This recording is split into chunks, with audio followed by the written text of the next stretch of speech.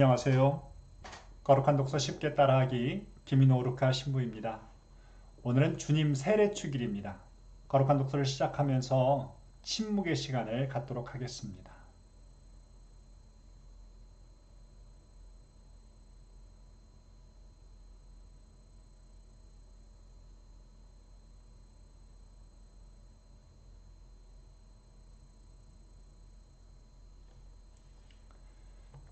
이어서 성령 청원기도 함께 바치겠습니다. 영광송으로 함께 하시겠습니다. 성부와 성자와 성령의 이름으로 아멘. 영광이 성부와 성자와 성령께 처음과 같이 이제와 항상 영원히 아멘. 오늘의 복음 말씀 함께 읽도록 하겠습니다.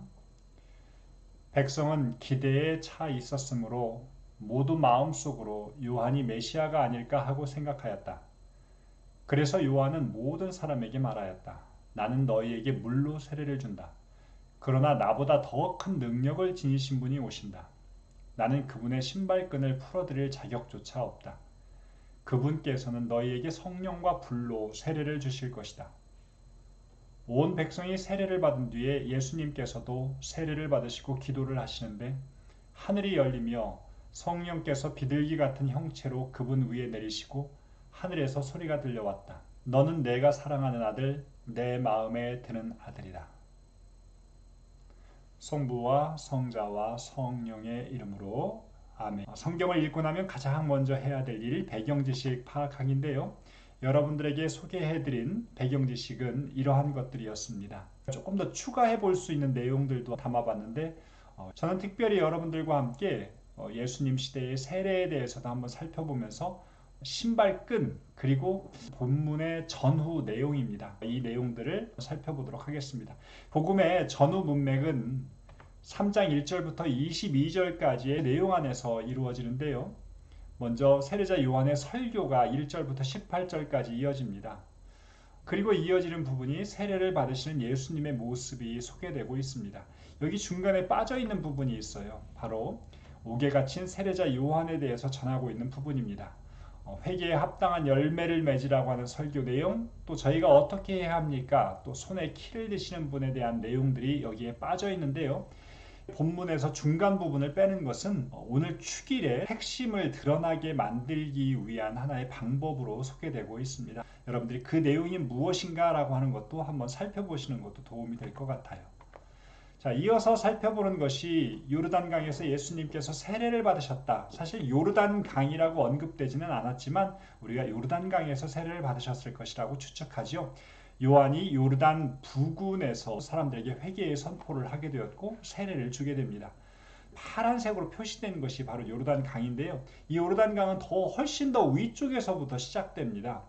헤르몬산이라고 하는 레바논과 시리아의 경계 지역에서부터 강줄기가 시작되는데요. 사해까지 흘러 들어가게 됩니다. 강의 길이는 한 250km 정도 된다고 합니다.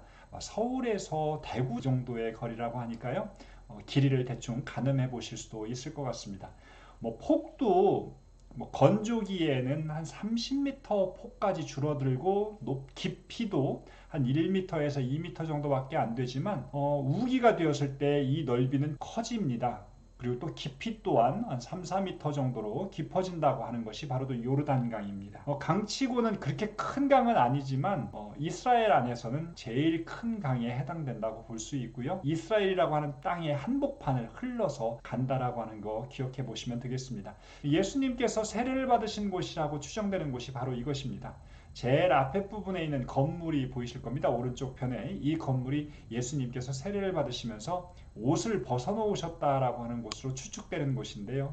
뒤쪽에 보면 계단이 있는데 이 계단이 바로 강으로 이렇게 내려가도록 만들어 놓은 구조물들입니다. 예수님 시대에는 없었겠지요. 이렇게 내려가서 예수님이 물속으로 들어가시는데요. 세례의 방법은 몇 가지가 있는데 이렇게 물을 뿌리는 것, 또 물을 붓는 형태도 있고요.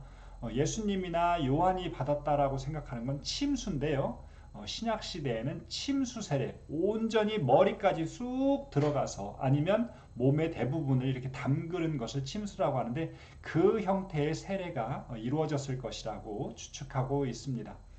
세례는 할례라든가 정결례에서부터 그 전통을 찾아볼 수 있는데 하느님께 봉헌되었다. 또 정화의 의미도 있겠습니다. 이런 형식이 갖추어진 세례는 요한에게서부터 시작되었다고 볼 수 있습니다. 하지만 요한의 세례와 예수님의 세례는 또 다른 차원이 있죠. 오늘 복음에도 나오듯이 물로 세례를 베푼 것이 요한이지만 예수님은 불과 성령으로 세례를 베푸신다고 하면서 차이점들을 이야기하고 있습니다. 이 당시에 예수님께서 세례를 받으셨을 때의 상황은 이랬을 것 같아요. 사람들이 다 세례를 받고 나서 세례를 받았기 때문에 사람들이 거기에 있었을런지 루카복음을 보고는 잘 알 수가 없지만 대략 다른 복음을 참고해 보면 예수님께서 다른 사람이 있었을 때 이렇게 세례를 받은 모습도 소개되고 있습니다. 이러한 장면을 머릿속으로 숙지하는 것들이 필요할 것 같습니다. 예수님 시대의 신발 같은 것도 한번 살펴볼 필요가 있어요. 이렇게 가죽 끈으로 묶여져 있고요. 밑에는 나무라든가 또 가죽으로 된 것이 신발이었던 것 같아요. 우리나라는 옛날에 집신을 신고 다녔던 건 바닥이 흙이었기 때문에 그러는데 이런 지역은 돌들이 많았기 때문에 가죽 또는 나무의 형태이고 위는 끈으로 묶는 것. 그래서 당시에 신발끈을 풀어드릴 자격이라고 하는 건 바로 노예 또는 종이 하는 것이었는데요. 바로 그 종만 또 못하다라고 하는 것이 바로 요한의 말입니다.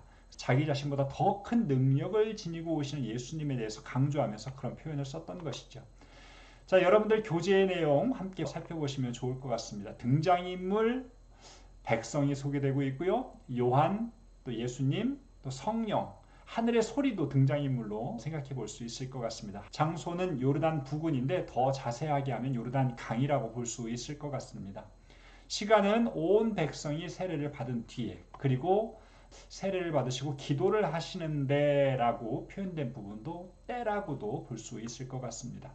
복음의 질거리 한번 요약해 볼까요? 문단 나누기 식으로 해보면 좋을 것 같아요. 첫 부분에서는 요한이 예수님에 대해서 이야기하는 부분이고요. 두 번째 부분에서는 예수님께서 세례를 받으시고 나서 이루어지는 일이라고 할 수 있겠죠. 세례자 요한이 사람들에게 말했다. 그분은 이러이러이러이런 분이다. 나는 그분의 신발끈을 풀어드릴 자격조차 없는 분이고 그분은 불과 성령으로 세례를 주시는 분이다. 이어지는 부분이 바로 예수님께서 세례를 받으시고 하늘이 열렸던 부분들, 이는 내 사랑하는 아들, 내 마음에 드는 아들이다 라고 하는 하늘의 소리가 울려 퍼지는 부분을 보게 됩니다. 백성들이 마음속으로 요한을 메시아로 생각했던 이유 찾아보는데요. 기대에 차 있었기 때문에 요한을 메시아로 분명히 잘못 보았던 것이지만 그렇게 바라볼 수 있었던 것 같습니다. 오늘의 복음 전체 내용 기억해 보는 것도 굉장히 좋겠죠. 묵상하기에서 우리가 조금 더 주의 있게 봐야 되는 것이 메시아라고 하는 부분이 나오고요. 더 큰 능력을 지니신 분이다. 성령과 불로 세례를 주시는 분이고 또 예수님이 세례를 받으셨다. 기도하신 분이고 성령이 내리신 분, 하느님께서 사랑하시고 마음에 드는 아들이다 라고 하는 부분. 오늘 특별히 예수님의 모습 가운데에서는 기대에 차 있었던 백성의 모습, 그리고 마음에 드는 아들이라고 하는 표현 주의 깊게 보시면 좋을 것 같습니다. 제가 이 부분들에 대한 간단한 묵상을 여러분들과 함께 나누고자 합니다. 백성들의 모습을 표현하고 있는 단어가 바로 기대에 차 있는 모습인 것 같습니다. 그들이 지녔던 기대가 행동에 미친 영향이 몇 가지가 있는데요. 두 가지로 볼 수 있습니다. 첫 번째는 요한을 메시아가 아닐까라고 하는 생각을 하게 만들었고요. 두 번째는 예수님에 대해서 전하는 요한의 말에 귀 기울이면서 세례를 받게 되는 것. 이것이 바로 기대를 가지고 있는 사람에게서 나온 행동이라고 볼 수 있겠습니다. 하느님께 기대를 둔다는 것. 이것은 하느님께 희망을 둔다라고 하는 표현하고 같은 것 같아요. 이것은 건강한 신앙인의 하나의 자세라고 볼 수 있겠습니다. 신앙인으로 살면서 하느님께 기대를 걸고 희망을 거는 것은 자연스러운 것인데 신앙생활을 하면서 하느님께 딱히 기대하지 않고 희망을 두지 않고도 할 수 있다는 것이 우리의 문제인 것 같습니다. 이렇게 해도 별로 표시가 나지 않거든요. 심리학적인 관점에서 기대를 가지고 있다, 희망을 가지고 있다라고 하는 것도 매우 건강한 것을 상징합니다. 어떤 이들은 점점 살면서 삶에 대한 기대도 없고 사람에 대한 기대도 미래에 대한 기대도 없게 되는 경우들이 있어요. 이런 사람들은 오늘 하루조차도 어떠한 기대도 존재하지 않기 때문에 우울함이 가득하게 됩니다. 그러다 보면 결국 세상의 소리에도 귀 기울이지 않고요. 세상을 바라보는 눈도 달라지게 됩니다. 이들의 눈은 퇴화하고 또 다른 이들에게 우울함을 주게 될 뿐입니다. 기대라고 하는 건 성경에 나오는 비유처럼 등잔불의 기름과 같아요. 떨어지면 안 됩니다. 우리 안에 잔잔하게 이 기름이 계속 흘러야 하는 것이 바로 기대, 희망이라고 할 수 있겠습니다. 그런데 여기서 한 가지 짚고 넘어가야 될 것이 있어요. 기대가 무조건 건강함의 상징이 되는 것은 아니다. 때로는 이 기대가 올바른가 라고 하는 것을 평가할 필요가 있습니다. 왜냐하면요, 오늘 복음에 나오는 백성들의 기대, 과연 그 기대가 한편에서는 굉장히 긍정적으로 보여지지만 다른 한편에서는 위험의 요소를 지니고 있는 것일 수도 있거든요. 당시 유대인들은 메시아에 대한 기대가 가득 찼던 사람들이에요. 처음에는 공정과 정의, 평화의 하느님의 나라가 이 땅에 서는 것, 이것에 대한 기대를 했었는데 예수님의 재림이 그렇게 금방 이루어지지 않게 되면서 사람들은 이 메시아에 대한 기대가 세속적인 차원으로 변경되게 됩니다. 나아가서는 로마의 통치 아래에서 살아가면서 우리가 기다리고 있는 메시아가 이 나라를 전복시켜 주시기를, 완전히 새 나라, 새 땅을 허락해 주시기를 하면서 폭력적인 또 현세 중심적인 메시아관을 갖기도 했다는 것입니다. 예수님은 그러한 기대에 부응해달라는 요청도 받게 되었던 것이고 기대에 부응하지 않으셨지요. 복음서 읽으시면서 빵을 많게 하면서 사람들이 예수님을 왕으로 모시려고 했던 장면들을 여러분들이 보고 있지 않습니까? 이러한 기대는 긍정적이지만은 않다고 볼 수 있겠습니다. 우리의 기대에 대해서도 한번 바라볼 필요가 있습니다. 나의 기대는 올바른가? 가끔씩 우리의 기대가 나 좋은 것, 나의 삶에 현세적으로 필요한 것, 굉장히 세속적인 기대로 똘똘 뭉쳐 있을 수가 있어요. 바로 이런 것이 유대인들이 지녔던 메시아에 대한 기대관과 비슷하다고 볼 수 있을 것 같습니다. 또 하나의 우리 안에 차이는 기대는 온 세상을 다 갈아엎으시고 새로운 땅을 창조하시는 하느님, 이러한 신앙도 잘못된 기대 가운데 하나가 될 수 있겠습니다. 신앙생활이라고 하는 건 나의 기대가 세상의 것에서부터 하느님을 향한 것으로 정화되는 여정이 필요한 것 같아요. 신앙에 대한, 교회에 대한 기대들이 조금은 세속적인 차원으로부터 진정하고 또 순수한 하느님의 것으로 향해 줄 수 있는 그런 시간이 되었으면 좋겠습니다. 두 번째로 제가 묵상한 것은 마음에 드는 아들이라는 표현입니다. 첫 번째 모습이 아브라함, 그 다음에 모세, 세 번째가 다윗이죠. 이 사람들이 구약 성경에서 하느님의 마음에 드는 사람이라고 표현되는 사람들입니다. 이 사람들은 또 다른 말로 주님의 종, 하느님의 종으로서 불리었던 사람들입니다. 그래서 성경에서 하느님의 종과 마음에 드는 이들은 같은 의미라고 볼 수 있을 것 같습니다. 그래서 마음에 드는 아들은 하느님의 뜻에 철저하게 순종한 이들에게 붙여진 또 다른 이름이다 라고 볼 수 있겠죠. 여러분 살아가면서 누군가가 마음에 들 때가 있지 않습니까? 또 물론 마음에 들지 않을 때도 많은 것 같습니다. 그동안 살아오면서 사람들의 마음에 들기 위해서만 노력했던 순간들이 많았죠. 하지만 성경에 나오는 인물들은 하느님의 마음에 들기 위해서 노력한 삶을 살았습니다. 우리의 지향점도 이렇게 하느님의 마음에 드는 자, 그러기 위해서는 하느님의 뜻에 더욱더 순종하는 삶을 살 필요가 있는 것 같아요. 이사야서에 이런 표현이 있습니다. 여기에 나의 종이 있다. 그는 내가 붙들어주느니 내가 선택하니 내 마음에 드느니다. 사무엘이 사울이 죄를 짓게 되자 하느님께서 마음에 드는 다른 일을 점지해 놓으셨다라고 하는 표현을 사용하면서 다윗을 지칭하게 됩니다.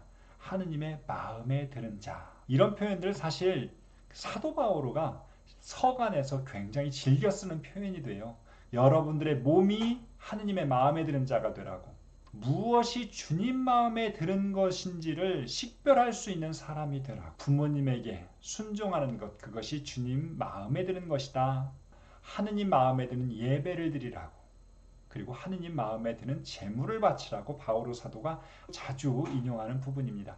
여러분들이 이런 부분들 성경에서 읽으시면서 어떤 이에게 마음에 든다라고 하는 것인지 생각해 보면 좋을 것 같습니다. 하느님께서 우리 각자를 보시면서 참 마음에 드는 녀석이다라고 생각해 볼 수 있는 부분이 있었으면 좋겠죠. 저는 아브라함의 모습, 또 다윗의 모습에다가 또 다른 마음에 드는 아들이 있었으면 좋겠는데 그 아들이 바로 저였으면 좋겠다라는 생각을 해봅니다. 가장 중심에는 하느님의 뜻이 있어야 된다. 오늘 세례주일 예수님께서는 하느님의 뜻에 순종하는 그 아들의 삶을 살아가게 된다는 것을 공적으로 선포하신 것입니다. 우리도 세상 안에서 마음에 드는 자녀가 되는 삶을 살았으면 좋겠습니다. 마침 기도 하도록 하겠습니다. 성부와 성자와 성령의 이름으로 아멘. 좋으신 아버지 하느님, 세상의 수많은 사람들이 당신을 향하여 기대에 차 있고 또 여전히 당신 안에서 희망하기를 바랍니다. 세상의 수많은 어려움들에 의해서 그것들이 꺾이지 않게 하여 주시고 오늘도 내 기대가 조금씩 더 정화되고 당신을 향한 그런 기대로 바로 설 수 있도록 도와주십시오.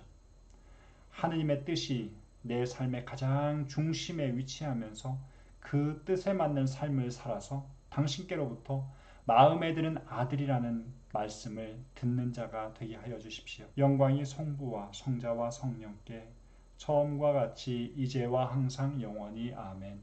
성부와 성자와 성령의 이름으로 아멘.